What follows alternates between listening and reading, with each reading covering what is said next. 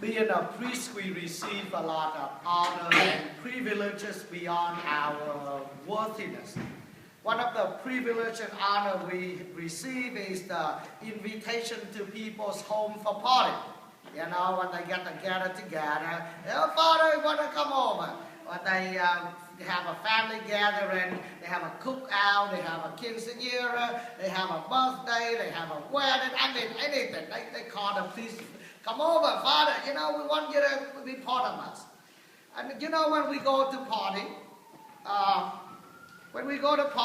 you know, people just don't sit there and just look at each other and wait to eat. You know, they talk, they have to be up. Hey, yeah, you know, feel good and drinking and eating. And they talk, you know, conversation runs from, it's a beautiful day today, out to, what's your religion, you know? And then sometimes they gonna argue and they fight and, you know, political point of views and all these things.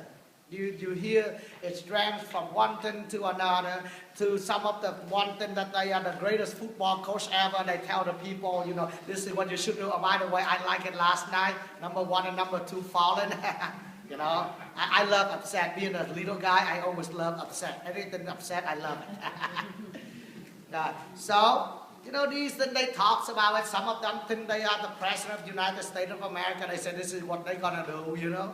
All these things are talks, varies of topics. But one topic you never heard people talk during these gatherings. Can you guess which one? Prayer. Well, they talk about that. Even politics, they know. One thing that you never hear people sit down and, you know, at the party and bring up and talk. Death. Nobody said, when I'm going to die, you know, I want my wife to, you know, do this, do that. I want this at my funeral. Have you ever heard people say that at a party? No. And even at the funerals, they still don't talk about that. You believe it or not. They talk about something else, how great that person's life were. No, have nothing to do with that person laying down right here.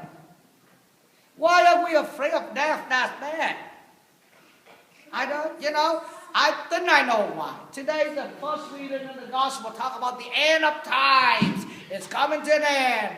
I don't know where people got the news, but they say the 23rd to the 25th of December, the earth will be totally dark, something like that. And people call me up and ask, Father, what I'm going to do? I say, do nothing. Don't worry about that. I know what you should do today. I don't know what you're going to do that day, but I know what you should do today. Don't worry about the end of time when the earth's coming to an end. Worry about your end of time and my individual end of time. Because it's going to come, baby. Whether we like it or not, it's coming. Worry that day when us individually die and appear in the front of God and how we're going to respond.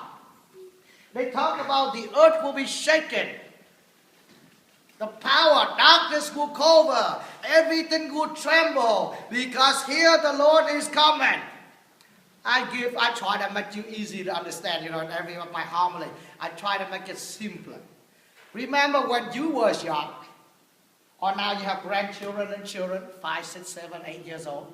You are doing something and your mom caught you right in the middle of the act of doing it. And mom asks, what are you doing? And you begin, I don't know. You begin crying. Mom didn't say anything bad, right? Just say, ask what you're doing. And you begin crying. And I don't know why I did it, Mom, but I'm sorry. Remember that?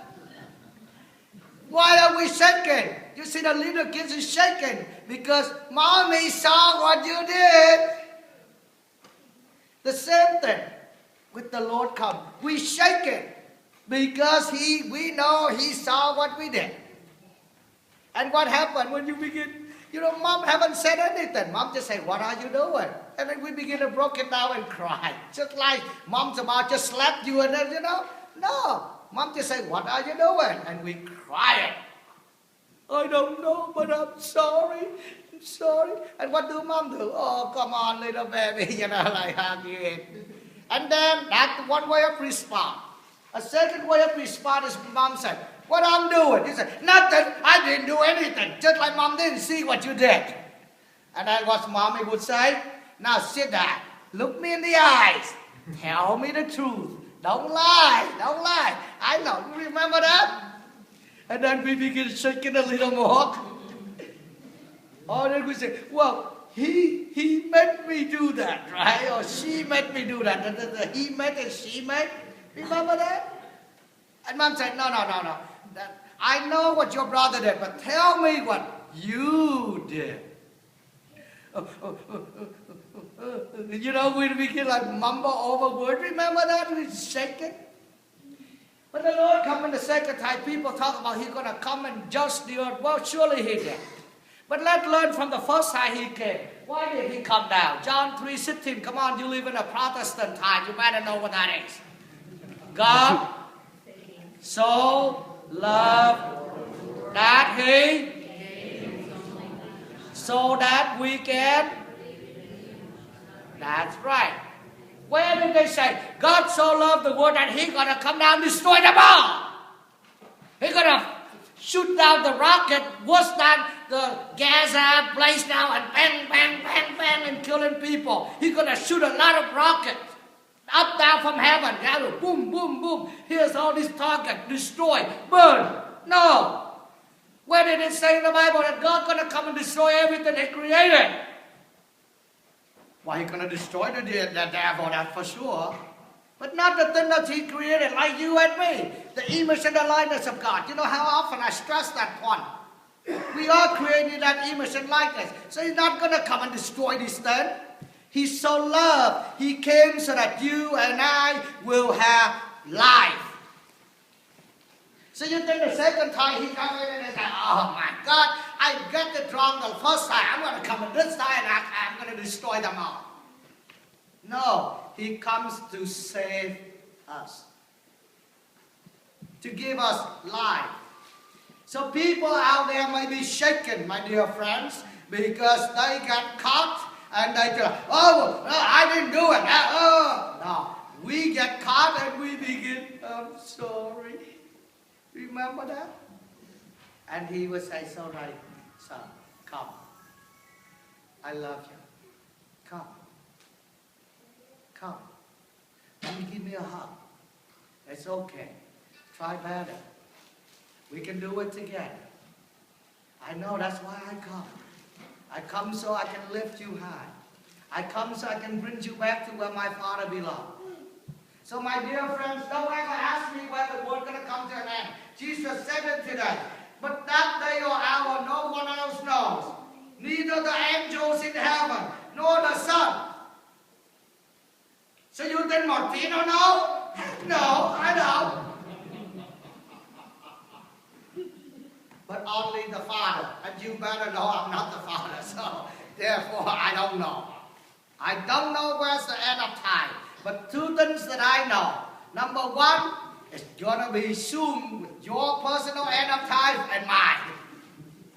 And that's what we better watch out. And two, God doesn't come to destroy everything.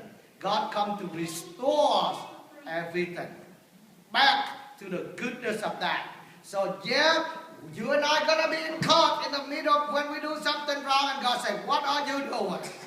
And we have two different responses.